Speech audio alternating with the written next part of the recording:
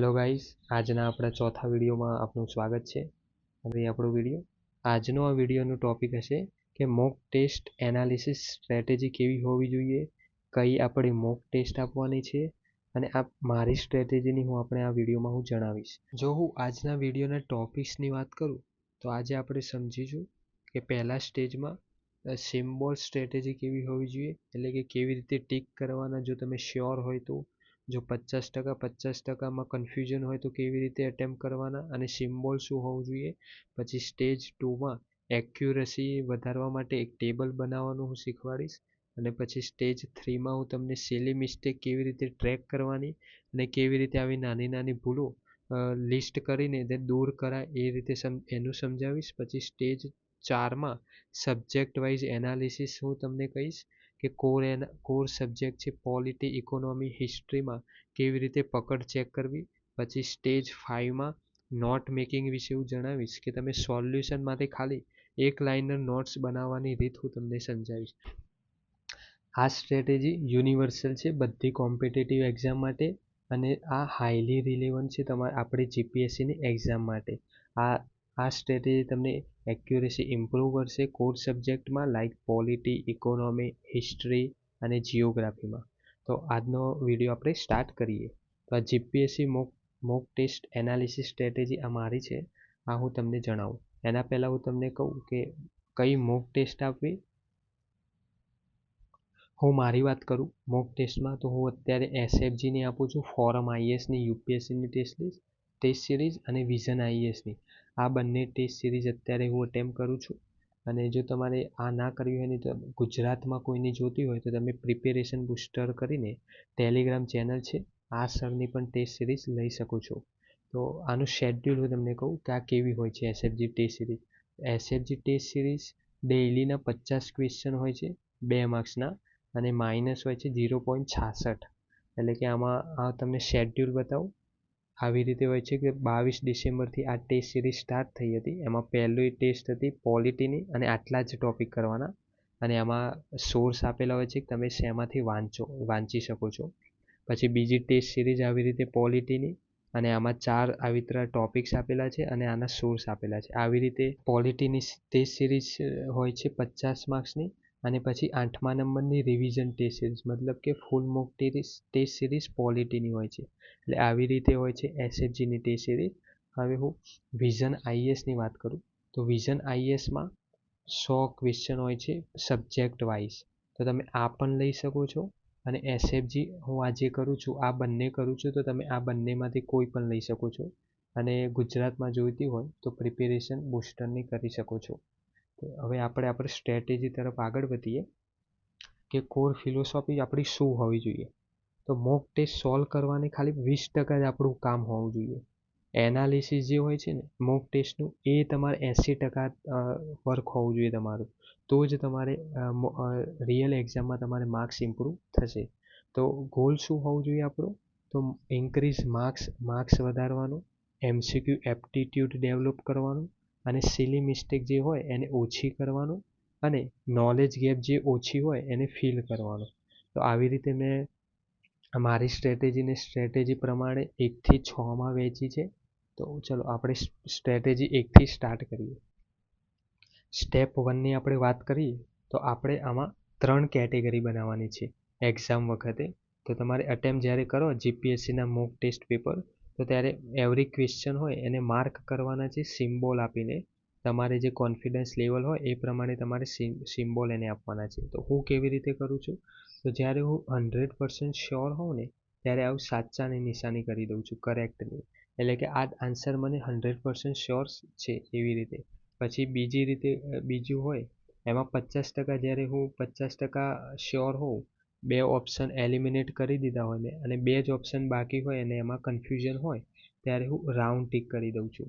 અને ક્વેશ્ચનમાં કરું છું જ્યારે મારે ગટ ફિલિંગ હોય અથવા તો એક ઓપ્શન મેં એલિમિનેટ કર્યો હોય અથવા તો ઇન્ટ્યુશન્સ હોય ત્યારે હું ક્વેશ્ચન માર્ક કરું છું અને પછી ક્રોસ કરી દઉં છું. એટલે કે આ અટેમ્પ્ટ કરવાનું જ નથી મારે, એટલે કે આનું મારે જોડે 0 નોલેજ છે અને આને મારે સ્કીપ કરવાનું છે ઇમિડિયેટલી. આને પછી ક્યારેય જોવાનું નથી. આવી રીતે પહેલાં તમારે વહેંચી દેવાનું. તમે સિમ્બોલ ટાઈમ પ્રમાણે તમે આપશો જ્યારે 3 કલાકનું જીપીએસસીનું પેપર હોય છે, જીપીએસસીનું 3 કલાકનું, તો તમારે રાઉન્ડમાં વહેંચવાનું છે. તો હું તમને કહું એક્ઝિક્યુશન્સ કેવી રીતે કરવાનું છે. તો જ્યાં 3 કલાકનું જે પેપર હોય જીપીએસસીનું, તેમાં રાઉન્ડ 1માં તમારે જે 100% શ્યોર હતા ને એ જ ક્વેશ્ચન અટેમ્પ્ટ કરવાના છે, અને સાથે સાથે તમારે આ માર્ક પણ કરતું જવાનું છે. પછી રાઉન્ડ જ્યારે બીજો આવે ત્યારે તમારે જે રાઉન્ડ કર્યા હતા, જે 50% શ્યોર હતા, તો તમારે એ અટેમ્પ્ટ કરવાના છે. અને રાઉન્ડ 3માં તમારે જે ક્વેશ્ચન માર્ક હતા કે જ્યાં તમારે રિસ્ક લેવાનું હતું, તો એ અટેમ્પ્ટ કરવાના છે. તો આ તમે જ્યાં આનો અંદાજો તમારે ત્યારે જ આવશે કે રાઉન્ડ 1 ક્યારે લેવું, રાઉન્ડ 2 ક્યારે લેવું, રાઉન્ડ 3 ક્યારે લેવું, કે જ્યારે તમે મોક ટેસ્ટ આપશો અને મોક ટેસ્ટમાં તમારે એનાલિસિસ કરશો ત્યારે તમને અંદાજો આવશે કે 1 કલાકમાં રાઉન્ડ 1 લેવું, અડધો કલાકમાં રાઉન્ડ 2 અને રાઉન્ડ 3 અડધો કલાકમાં. જો 2 કલાકનું પેપર હોય તો યુપીએસસીમાં આવું હોય છે. જો તમે જીપીએસસીમાં હોય તો તમે આ પ્રમાણે ગોઠવી શકો છો. હવે આપણે આગળ વધીએ સ્ટેપ નંબર બીજામાં. તો આ તો હતી માર્ક કરે આપણે કે સિમ્બોલ આપે કેવી રીતે હોવું જોઈએ ને કેવી રીતે રાઉન્ડ કરવાના. હવે એનાલિસિસ મેન આપણે ટોપિક છે એની વાત કરીએ કે પોસ્ટ મોક એનાલિસિસ કેવું હોવું જોઈએ. તો આફ્ટર ધ એક્ઝામ તમારે એક સિમ્પલ ટેબલ ક્રિએટ કરવાનું છે અને એક્યુરેસી રેટ એમાં લખવાની છે અને કેટેગરી લખવાની છે. અને તમારે આમાં ખાલી ફાઇનલ સ્કોર નથી જોવાનું. પીડીએફમાં તમારે કે કેટલા માર્ક્સ આવે ને કેટલું આવી રીતે ખોટા પડે, બસ. તો તમારે આમાં કેટેગરી બનાવવી પડશે તો જ તમારા માર્ક્સ ઇમ્પ્રૂવ થશે. તો કેટેગરી કેવી રીતે, તો એક ખાનું કેટેગરીનું બનાવવાનું, પછી એક અટેમ્પનું ખાનું બનાવવાનું, પછી એક જે સાચા પડે કરેક્ટનું ખાનું બનાવવાનું, ઇનકરેક્ટનું, પછી એક્યુરેસી પર્સન્ટેજમાં બનાવવાનું, અને પછી ટાર્ગેટ શું હોય નેક્સ્ટ. તો આવી રીતે તમારે આ બોક્સ બનાવીને ટેબલ બનાવવાનું છે. હવે આ ટેબલમાં તમે કેવી રીતે લખશો, ઉદાહરણ તરીકે સમજાવું. ધારો કે 100% શ્યોર ક્વેશ્ચન હતા, 40 હતા, એમાંથી મેં 35 અટેમ્પ્ટ કર્યા, 35 ટ્રુ પડે અને 5 ખોટા પડે. તો એક્યુરેસી કેટલી થઈ મારી? 87.5% મારી એક્યુરેસી થઈ. તો મારે આ એક્યુરેસીને કેટલી લઈને જવાની છે, એ નેક્સ્ટ ટાર્ગેટ મારું 90થી 95% હોવું જ જોઈએ. તો આવી રીતે જ્યારે આગળ જઈએ આપણે તો 50% શ્યોર જે આપણે રાઉન્ડ કર્યા હતા, તો એમાં 30 ક્વેશ્ચન એવા હતા અને એમાંથી 18 સાચા પડે અને 12 રોંગ પડે. તો 60% એક્યુરેસી થઈ કહેવાય. તો જે આપણે તો આ 50%માં તમારે ઇમ્પ્રૂવ કરવાનું છે એક્યુરેસી 60%થી 65થી 70% લઈ જવાની છે. અને પછી ગેસ વર્ક આપણે કર્યું હતું, જે ક્વેશ્ચન માર્ક તે ઇન્ટ્યુશન હતું આપણું, કે કોઈ લોજિક લગાવ્યું હતું, તો એવા 20 ક્વેશ્ચન અટેમ્પ્ટ કર્યા હતા અને એમાંથી 6 સાચા પડે અને 14 ખોટા પડે, એટલે કે એક્યુરેસી કેટલી? 30%. તો આને ગમે તે કરીને એક્યુરેસી વધારવાની છે, કાં તો પછી તમે અટેમ્પ્ટ જ ઓછા કરવાના છે. તો આ તમે કરી શકો છો. અને આ સ્ટ્રેટેજી તમે કે જ્યારે મોક ટેસ્ટ આપશો ત્યારે આ ટાઈમ તો લેશે જ તમારે એનાલિસિસ કરવામાં, આવી રીતે મેં જેમ કહ્યું છે.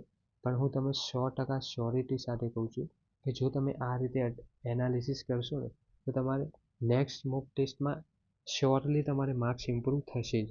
તો આમાં એક્શન કેવી રીતે, એક્શન આઇટમ શું છે, તો જો તમારી એક્યુરેસી 100% શ્યોરવાળા ક્વેશ્ચન હતા, આપણે ગયા 100% શ્યોરવાળા એમાં લો હોય તો તમારે સમજવાનું છે કે તમારે રિવિઝનમાં ભૂલ છે, રિવિઝનમાં એટલે કે તમારે ખૂટ છે અથવા તો સિલી મિસ્ટેક થઈ છે. તો આ તમારે વધારવાનું છે, રિવિઝન વધારે કરવાનું છે અને સિલી મિસ્ટેક ઘટાડવાની છે. આગળ આ વિશે ડિટેલમાં હું તમને કહું સિલી મિસ્ટેક શું છે. જો તમારી એક્યુરેસી 50%માં લો હોય તો તમારે કોન્સેપ્ચ્યુઅલ ડેફિસિટ છે, એટલે કે કોન્સેપ્ટમાં તમારે થોડી સમજણ ઓછી છે, તો તમારે આ પણ વધારવાની છે. તો કેવી રીતે આગળ હું સમજાવું. તો સ્ટેપ 3 આપણે એલિમિનેટિંગ સિલી મિસ્ટેક. તો સિલી મિસ્ટેક કેવી રીતે ઓછી કરવી, તો તમારે સિલી મિસ્ટેક ટ્રેક કરવાની છે સેપરેટલી. અને આ જો નહીં કરો તો આ ક્રિમિનલ એરર્સ બનશે અને આ તમને ફાઇનલ મેરિટ લિસ્ટમાંથી બહાર કાઢી શકે છે. તો ટાર્ગેટ આપણું શું હોવું જોઈએ, 15 મિસ્ટેક હોય સિલી મિસ્ટેક, તો એમાંથી આપણે 3થી 4 સિલી મિસ્ટેક થાય એવી રીતે ટાર્ગેટ રાખવાનું છે. તો આપણે પહેલાં સમજી લઈએ કે સિલી મિસ્ટેક શું છે. તો સિલી મિસ્ટેક એટલે ધારો કે ડાયરેક્ટ સોર્સમાંથી પૂછ્યો હોય તમારે એ જ ખોટો પડ્યો હોય. ધારો કે ક્વેશ્ચન હતો directly from A static books, ધારો કે લક્ષ્મીકાંત, જીસી લિયોન, પણ તમારે ખોટો પડ્યો તો આ સિલી મિસ્ટેક કહેવાય. પછી એક્ઝિક્યુશન્સ એરર થઈ હોય, ધારો કે તમે સાચો આન્સર તો ખબર હતી પણ તમે ભૂલથી ઓએમઆરમાં રોંગ આન્સર ટીક કરી દીધો, તો રોંગ બબલ ઓન ઓએમઆર અથવા તમે કરેક્ટ એઝ અ ઇનકરેક્ટ વાંચી લીધું હોય તો આવી રીતે એક્ઝિક્યુશન્સ એરર હોય, પછી પીવાયક્યુ એરર હોય, ધારો કે એક્ઝામમાં પીવાયક્યુ પૂછી લીધા હોય રિપીટેડ થીમના, તો તમારે એ ખોટા પડે હોય, ફંડામેન્ટલ રાઇટ્સ હોય આર્ટિકલ, તો આ પણ સિલી મિસ્ટેક છે. તો આ સિલી મિસ્ટેકને તમારે એનાલિસિસ કરવાની છે અને જેમ બને એમ ઘટાડવાનું છે.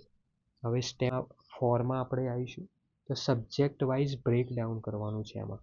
તો આમાં પરફોર્મન્સ એનાલિસિસ કરવાનું છે સબ્જેક્ટ વાઇઝ.